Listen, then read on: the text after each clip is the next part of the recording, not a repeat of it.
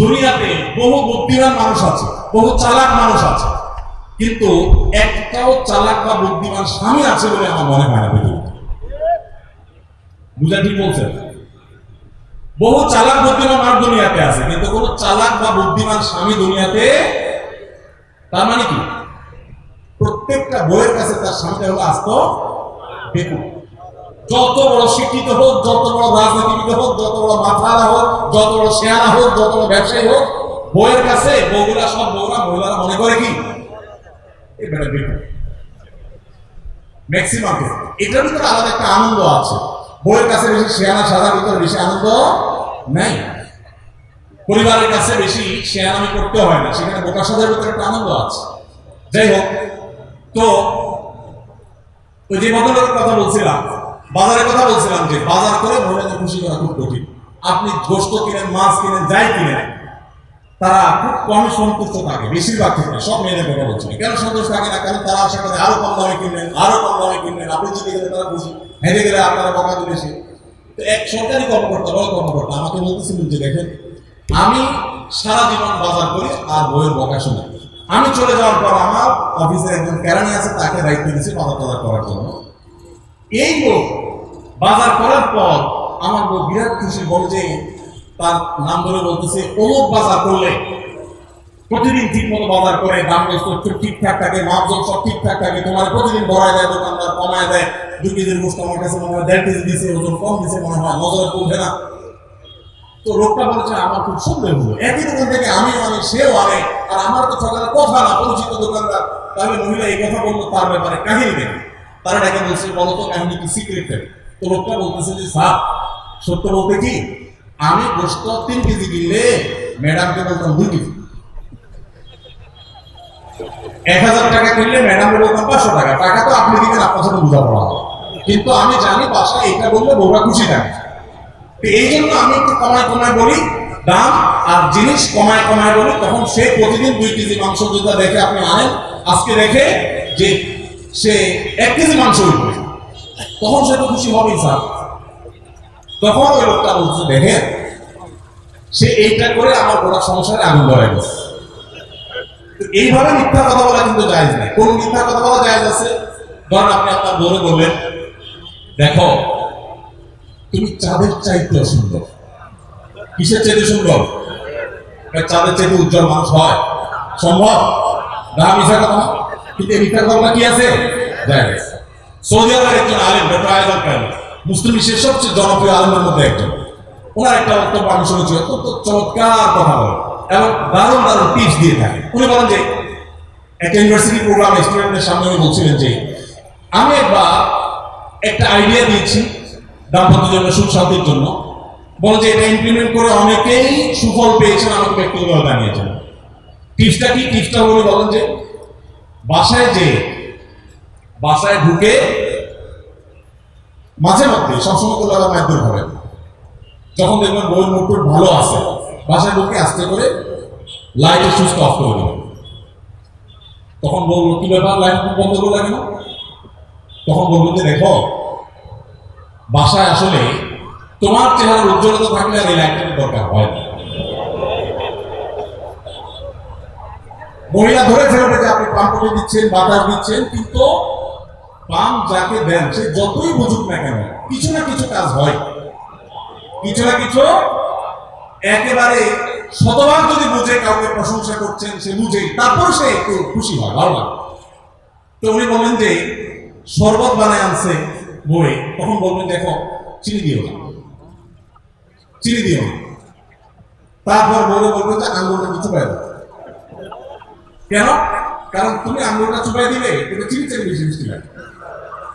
এই যে কথাগুলো, এই কথাগুলো আসলে সত্য কথা না।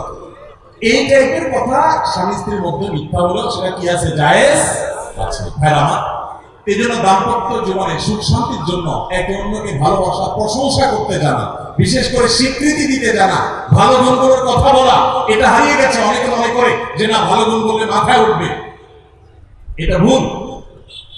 মাথায় উঠবে সেটা ব্যালেন্স করার জন্য আপনাকে অন্য কাজ করতে হবে, কিন্তু প্রশংসা করতে কাপড় করা যাবে, স্বীকৃতি দিতে হবে। 5 নম্বর হলো দাম্পত্য জীবনের সুখ শান্তির জন্য একে অন্যের যে কনসার্নের জায়গাগুলো আছে, ইস্যুগুলো আছে, এগুলোকে মাথায় রেখে চলতে হবে। যেমন আপনি স্বামী হিসাবে বইয়ের বাপের বাড়ির মানুষদের বদনামি থাকলেও করবেন না। তারা কৃপণ, তারা অনেক সমস্যা আছে, এগুলো থাকলেও বইয়ের কাছে করবেন না। কারণ কোন মেয়ের কাছে নিজের বাপ মা, নিজের ভাই বোনের কোনো দোষ শুনতে ভালো লাগে, আপনি তার কাছে বললে সমাধান হবে না, তো বরং অশান্তি পাবে। তাহলে কি লাভ? আপনি এগুলো ভিতরে ভিতরে রাখেন, সবকিছু বলতে দেন এবং তাদের পারলে আরো প্রশংসা করেন যে আমার শাশুড়ির রান্নাটা খুব ভালো, মাশাআল্লাহ, আমার শ্যালকের এই গুণটা খুবই ভালো, আমার শালিকার ওই গুণটা ভালো। যত বেশি তার বাপের ভাই তারিফ করবেন, দেখবেন যে আপনার ঘর পুরাই শান্তি। ঠিক একইভাবে মা বোনরা যারা আছেন তারা স্বামীদের দুর্বল পয়েন্টগুলোকে মাথায় রাখবেন। যে কথা বললে স্বামী স্ত্রী উভয়বার জানে যে যেটা বললে তার মনে কষ্ট হয় সেটা তাকে বলবেন না। অনেক মহিলা আছে বাহিরের রান্নার তারিফ শুনলে তার মাথা নষ্ট হয়ে যায়, আছে না নাই? যে ঘরে এসে বাইরের রান্নার তারিফ শুনতে চাই, তাহলে বাইরের রান্না ভালো হলেও এগুলোকে ভালো বলবেন না, চুপচাপ থাকবেন, বদ্ধ থাকবেন। তাহলে এই বিষয়গুলো মাথায় রেখে যাওয়া যে কি বলে তার কষ্ট হয়, ইনশাআল্লাহ এটা দাম্পত্য জীবনে সুখ শান্তি হবে। এর পাশাপাশি 6 নম্বর হলো সময় দেওয়া। আজকাল দাম্পত্য জীবনের সবচেয়ে বড় সমস্যা হলো তরুণ বন্ধুরা ভালো করে সময় রাখেন, বিয়ে যারা করবেন ভবিষ্যতে আরো ভালো করে সময় রাখেন। এই মোবাইল ফোন আমাদের দাম্পত্য জীবনকে ধ্বংস করার অন্যতম কারণ। অতএব আল্লাহর রাস্তে মোবাইলগুলোকে নিয়ন্ত্রণ করেন, মোবাইলগুলোকে নিয়ন্ত্রণ করেন। বাসায় ঢোকার আগে মোবাইলের গলা চেপে বন্ধ করেন, এরপ্লেন মোড করেন। ফ্যামিলিকে একান্তে কিছু সময় দেন। সারাক্ষণ খাচ্ছেন মোবাইল টিপতে টিপতে, ওই যে কৌতুক আছে না যে মোবাইল টিপতে টিপতে খাচ্ছে, খায়া ডাইল মনে করে পানি ঢেলে নিচে পাবে। খাওয়ার সময় এবার চিন্তা করতে বলতেছে যে কি রান্না করছে, গরম ধরনের ঢেলে, আসলে ঢেলে নিচে কি। তো মোবাইল টিপতে টিপতে যদি মানুষ সংসারে স্বামী স্ত্রী একে অন্যের সাথে সময় কাটায়, তাহলে দাম্পত্য জীবনে অশান্তি নিশ্চিত। যত অশান্তি এবং যত ঝগড়া, যত ভুল বোঝাবুঝি আমাদের ফ্যামিলিগুলোতে হয়, এর অন্যতম প্রধান কারণ হলো এই মোবাইল এডিকশন, মোবাইল আসক্তি। স্বামী বলেন স্ত্রী বলেন উভয় একান্তে স্বামী স্ত্রী বাসা বাড়িতে অবস্থান তৈরি করবেন, ব্যবসা বাণিজ্য, কাজ কাম, আল্লাহর রাস্তে এগুলো সব জমা রেখে তারপর স্বামী স্ত্রী এক অন্যকে সময় দিবেন, ইনশাআল্লাহ দাম্পত্য জীবনে সুখ শান্তি আসবে। 7 নম্বর পয়েন্ট হলো যেটা আমি একটু আগে বলে ফেলেছি, সেটা হলো অন্যের সুখের মিথ্যা গল্প শুনতে যাবেন না। অর্থাৎ আপনার কাছে কেউ যদি বলে দোস্ত বলিস না, তোর ভাবি তার রান্না, তার আচরণ, এই যে গল্পগুলো দিবে না, এগুলো শুনবেন না। সাথে সাথে বলবেন যে বেড়া হয় চাপাবাজি করতেছে, আর না হলে শয়তান এগুলো আমাকে শোনাচ্ছে আমাকে অশান্তি সৃষ্টি করবার জন্য। মহিলাদের ক্ষেত্রে এটা প্রযোজ্য যে অনেক মহিলা এসে বলবে ভাবি আপা কি বলবো, আর আপনার ভাই এত কেয়ারিং, কি যে যত্ন করে আমারে, আমার দিক খুব খেয়াল রাখে, একটু সমস্যা হতে দেয় না, বাইরে গেলে একটু ফোন দিয়ে মেসেজ দিয়ে খবর নেয়। বুঝবেন যে সাক্ষাৎ শয়তান হাজির হয়ে গেছে। এই লোক হয়তো সৎ উদ্দেশ্যে বলছে, কিন্তু শয়তান তাকে দিয়ে বলাচ্ছে আপনাকে অশান্তিতে ফেলার জন্য। মনে রাখবেন যারা নিজেদের তারিফ করে তারা হয়তো পজিটিভ মানুষ দেখে তারিফ করে, তাদের সংসারে এমন এমন অশান্তি হয় যেগুলো হয়তো আপনাদের হয় না, শুধুমাত্র শয়তান ওইগুলো আপনার সামনে হাজির করছে। খবরদার ওইগুলো দেখে খুব সহজে একে অন্যের প্রতি জাজমেন্ট করতে যাবেন না। তাহলে দাম্পত্য জীবনে সুখ শান্তির জন্য অন্যের সুখের মিথ্যা গল্প শুনতে যাবেন না। যদি সত্য গল্পও হয় তবুও মনে রাখবেন যে হয়তো সে একটা দিক তুলে ধরছে, তাদের আরো চ্যাপ্টার আছে সেটা তারা তুলে ধরছে না, তাদের চেয়ে আমরা আলহামদুলিল্লাহ কম সুখে নেই, নিজেদের পজিটিভ গুলো দেখার চেষ্টা করবেন। 8 নম্বর ক্ষমা করতে শেখা। দেখুন ক্ষমা করতে না পারলে দাম্পত্য জীবনে কেন কোন জীবনে আপনি কখনো সুখী হতে পারবেন না। সবকিছুকে অনেক বড় করে দেখবেন, অনেক কিছুকে ক্লোজ করবেন, ছোট করবেন এবং মনে রাখবেন আল্লাহ তাআলা ক্ষমাশীলকে ভালোবাসেন। কোরআনে আল্লাহ তাআলা একাধিক জায়গা বলেছেন যারা ক্ষমা করে আল্লাহ তাদেরকে ভালোবাসেন। আপনি যদি বলেন যে কতবার ক্ষমা করব, যতবার আপনি আল্লাহর কাছে ক্ষমা আশা করেন, আপনি আপনার স্ত্রীকে, আপনি আপনার স্বামীকে, আপনার জীবন সঙ্গীকে, জীবন মানুষকে ততবার ক্ষমা করবেন। আপনি জীবনে একই পাপ কতবার করেন আল্লাহ মাফ করবেন আশা করেন না, তাহলে আপনার আল্লাহর বান্দাকে কেন আপনি ক্ষমা করবেন না? বিধায় ক্ষমা করা এটা শিখতে হবে। কখনো কোনো ভুল হয়েছে বুঝতে পারলে পণ্ডিতের আকরের সাথে সাথে ভুল স্বীকার করা জানতে হবে যে হ্যাঁ এটা আমি ভুল করেছি। হ্যাঁ এটা স্বীকার করলে সে একটু মাথায় উঠে যাবে, সে একটু লাইফ হয়ে যাবে, কিন্তু এটা একটা ভালো গুণ। পরবর্তীতে ব্যালেন্স করতে পারবেন অন্যভাবে, ভুল স্বীকার করবেন।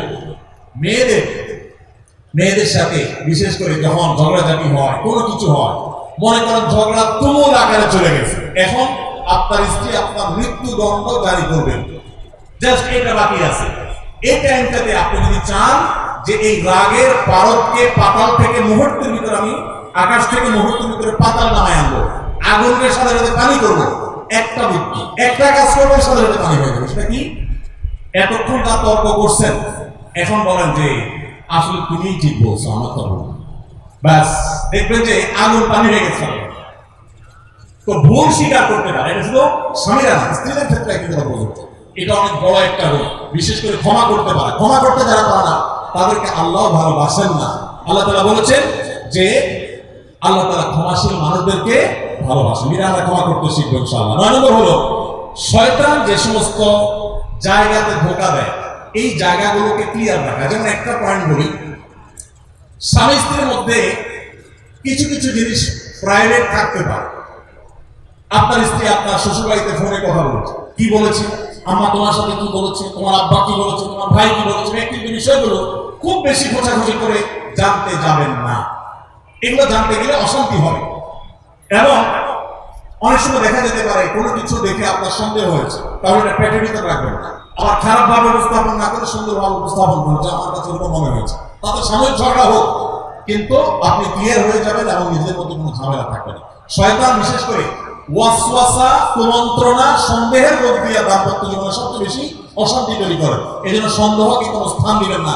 যখনই সন্দেহ আসবে বুঝবেন যে শয়তান এটা সৃষ্টি করছে। সর্বশেষ 10 নম্বর হলো শাসন করার যদি কখনো দরকার হয়, স্বামী হোক আর স্ত্রী হোক বা সাধারণ মানুষের ক্ষেত্রে এটা প্রযোজ্য, রাগের মাথায় কখনো শাসন করবেন না। শাসন করতে হলে মাথা গরম হয়ে গেছে একটু সবর করবেন, ঠান্ডা মাথায় শীতল মাথায় তারপর শাসন করবেন। যখন রাগ উঠছে তখন কিছু বলতে যাবেন না।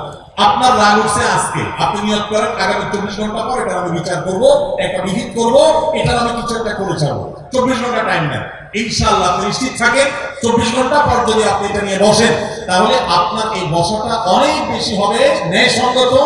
এটাতে কোনো প্রকার সীমালঙ্ঘন থাকবে না, রাগের চোটে অন্যায় আচরণ হবে না, জুলুম হবে না, বাড়াবাড়ি হবে না, যথাযথ শাসন হবে।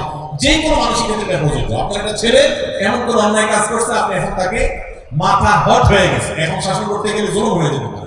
একটু সবর করেন, সময় নেন, দেখবেন রাগটা প্রশমিত হয়ে লেভেলে চলে আসছে। এরপরে যদি শাসন করেন দেখবেন জুলুম হবে না। তো স্বামী স্ত্রী উভয়ের ক্ষেত্রে একই কথা প্রযোজ্য। ঝগড়া যখন করতে মন চায়, মেজাজ যখন গরম হয়, তখন না করে একটু পরে করেন। আমি সৌদি আরবে প্রবাসে যখন ছিলাম আমি দেখেছি অনেক বাংলাদেশি ভাইরা, তখন নেটের এত বেশি প্রচলন ছিল না, তারা মোবাইলে একটার পর একটা কার্ড রিচার্জ করতো 50 রিয়াল 100 রিয়াল দিয়ে। কেন? শুধুমাত্র বউয়ের সাথে ঝগড়া করার জন্য। কিসের জন্য? কারণ কথা বলতেছে, মনে করেন কোন একটা বিষয় নিয়ে তুমুল বিশ্বযুদ্ধ বেঁধে গেছে দুজনের, এখন এই পাশ থেকে ওই পাশ থেকে কথা চালাচালি ঝগড়াঝাড়ি চলতেছে, চিল্লানি চালাচালি, হঠাৎ করে লাইন কেটে গেছে, ব্যালেন্স শেষ, দৌড় দিয়ে চলে গেছে দোকানে, একটা কার্ড দেন ভাই, তাড়াতাড়ি রিচার্জ করতেছে। কেন? তাকে এখন কি করতে হবে?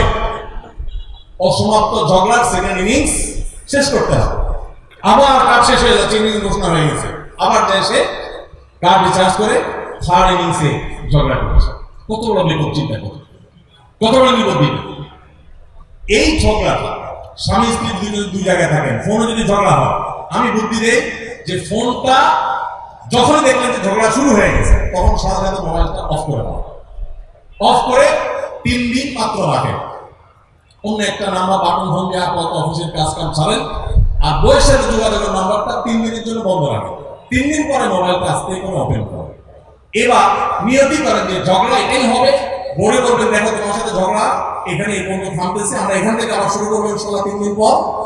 3 দিনের বিরতি দিচ্ছি, যুদ্ধ বিরতি, যথার্থ 3 দিন পরে আমরা আবার শুরু করবো। 3 দিন পরে যদি শুরু করেন, আমি তো দায়িত্ব নিয়ে বলতে পারি, লিখিত দিতে পারি আপনাকে, 3 দিনের পর যখন আবার নতুন করে শুরু করবেন, ইনশাআল্লাহ দেখবেন আগের ঝগড়ার যে দুইজনের একজনেরও আর কিছুই না। এখন বলে যদি বলেন 3 দিন পরে ফোন দিয়ে বলেন হ্যাঁ বলো তুমি আগে কি বলতেছিলে, দেখবেন আর কথা বুঝে পায়। আর আপনি যদি বলেন যে হ্যাঁ আমি জানি কি বলতেছিলাম, দেখবেন এখন ঝগড়া করার যুগ পাবেন না, গিয়ার একেবারে নর্মালে চলে আসছে। এই জন্য ভাইরা রাগ যখন হয় ওই টাইমটাতে ঝগড়াঝাটি করতে হয় না, তাহলে সেক্ষেত্রে দাম্পত্য জীবনে অশান্তি থেকে অনেকখানি বাঁচা যায়। যে ঠিক আছে আমরা ঝগড়া করবো, এই বিষয়ে আমরা এখন কথা বলবো না, কালকে কথা বলবো, একটু অপেক্ষা করে, উভয়ের জন্য সেখানে কল্যাণ থাকবে। আল্লাহ তাআলা আমাদের সবাইকে এসব বিষয়গুলোকে দেখে মেনে চলার তৌফিক দান করুন। আমি আবার বলছি এই 10টা পয়েন্ট। নাম্বার 1, দাম্পত্য জীবনে সুখ শান্তির জন্য আল্লাহ তাআলার কাছে অনবরত সূরা ফুরকানের 74 নম্বর আয়াতে যে দোয়াটা আছে, রব্বানা হাব লানা মিন আজওয়াজিনা ওয়া যুররিয়াতিনা কুররাতা আয়ুন ওয়াজআলনা লিল মুত্তাকিনা ইমামা, এই দোয়া এছাড়া সাধারণভাবে আল্লাহর কাছে দোয়া করতে থাকে, আল্লাহ জীবনে যেন সঙ্গী হিসেবে যাকে পাবো সে যেন আল্লাহর হয়, মুত্তাকি হয়, ভালো মানুষ হয়। এরপরে যদি খারাপ মানুষ পড়ে যায় তো মনে রাখবেন ফেরাউনকে আল্লাহ তাআলা আসিয়ার মতো নেককার মানুষ দিয়েছেন, আসিয়ার মতো নেককার মানুষের কাছে ফেরাউনের মতো অত্যাচারী স্বামী দিয়েছেন। আবার আল্লাহ তাআলা নূহ আলাইহিস সালামের মতো মানুষকে, লূত আলাইহিস সালামের মতো মানুষকে তাদের অবাধ্য এবং আল্লাহর প্রতি ঈমান আনে নাই এমন নারী এবং স্ত্রী দিয়েছেন। অতএব পরীক্ষা হিসাবে নেবেন, কিন্তু দোয়া করতে থাকবেন। নাম্বার 1 হলো দোয়া করতে থাকবেন। 2 নম্বর হলো জীবন সঙ্গী নির্বাচনের ক্ষেত্রে ধার্মিকতাকে সবকিছুর উপর প্রাধান্য দিবেন। ধার্মিকতা থাকলে বাকি সবকিছুতে কম্প্রোমাইজ করবেন, এক্ষেত্রে কম্প্রোমাইজ করবেন না। অনেকে বলে মেয়ে যদি বলে না ধার্মিক ছেলের সঙ্গে বিয়ে বলবো না, তো বাপ মা বা অন্য অনেকে বোঝায় যে না তুমি একটু কম্প্রোমাইজ করো, ছেলেকে পরে নামাজে বানাই না, ছেলের টাকা পয়সা আছে এটা ঠিক রাখো, নামাজি পরে বানাই না। সবসময় রেডিমেড পাইলে আপনি আর বানাতে যাবেন কেন? আগে দিনদারিতা দেখবেন, টাকা পয়সা ওরা বানাই নেওয়া যাবে, অন্য কিছু বানাই নেওয়া যাবে, কিন্তু দিনদারিতা সব কিছুর ভেজাল থাকে। 3 নম্বর হলো সবর এবং শুকর। স্বামী স্ত্রী উভয়কে এটা যদি চূড়ান্তভাবে অবলম্বন না করে দাম্পত্য জীবন শান্তি সম্ভব না। 4 নম্বর হলো এক অন্যের ভালো কাজগুলোর স্বীকৃতি দিতে জানতে হবে এবং প্রশংসা করতে জানতে হবে। এটা অনেক বড় একটা গুণ স্বামী স্ত্রী, পরস্পরের প্রশংসা করতে পারে এবং প্রশংসা করাটা একটা ভালো গুণ স্বামী স্ত্রী। প্রশংসা করতে গিয়ে মিথ্যা বললে, বাড়িয়ে বললেও সেটা গুনাহ হবে না, স্বামী স্ত্রীর ক্ষেত্রে শুধুমাত্র স্পেশাল। আর 5 নম্বর হলো স্বামী স্ত্রী পরস্পরের দুর্বল জায়গাগুলোতে আঘাত করা যাবে। যে জিনিসটা কথা বললে তিনি মনে কষ্ট পান ওইটা তাকে বলা যাবে না, ওইগুলো থেকে এড়িয়ে চলতে হবে। যে এই বিষয়ে তিনি কথা বলতে চান না, স্বামী তার মায়ের বিষয়ে যদি রাগ হয়ে যায় তাহলে আমি স্বামী কোনো কথা বলবো না, ভুল থাকলেও সেগুলো দেখে আমি তার ভান করবো, সবর করবো। আর 6 নম্বর হলো স্বামী স্ত্রী একে অন্যকে সময় দিবেন। সময় যদি দেন, এখন মহিলারাও সময় দেন না, পুরুষরাও সময় দেন, এই জন্য ভুল বোঝাবুঝি তৈরি হয়, দূরত্ব তৈরি হয়। এখন ভালোবাসার আদান প্রদান করার জন্য SMS, হোয়াটসঅ্যাপ, মেসেঞ্জার, বিভিন্ন রকমের যোগাযোগের মাধ্যম আছে, ফোন আছে, ভিডিও কল আছে, এত মাধ্যম থাকে সত্ত্বেও ভালোবাসা কম। এর অন্যতম কারণ হলো যে সব কিছু এখন অনলাইন করে ফেলছি আমরা, একান্তে একে অন্যকে আমরা সময় দিই না। সময় দেওয়াটা হলো একটা বড় কাজ। 7 নম্বর হলো অন্যের সুখ শান্তিতে আছে, তাদের ঝগড়াঝাটি হয় না, তারা একে অন্যের প্রতি খুব কেয়ারি, এই সমস্ত গল্প শুনে, মিথ্যা গল্প কিংবা সত্য গল্প শুনে প্রতারিত হতে যাবেন না। মনে রাখবেন আপনি তার চাইতে অনেক দিক থেকে সুখে আছেন, সেটা হয়তো আপনার মাথায় আসছে না, আপনি খুঁজে বের করেন, নিশ্চয়ই অনেক সুখের পয়েন্ট আল্লাহ আপনাকে দিয়ে রেখেছেন। আর 8 নম্বর হলো একে অন্যকে ক্ষমা করতে জানতে হবে, কোনো কিছু ভুল হলে স্বীকার করতে জানতে হবে। 9 নম্বর হলো একে অন্যের প্রতি সংশয় করা, সন্দেহ করা রোগ থেকে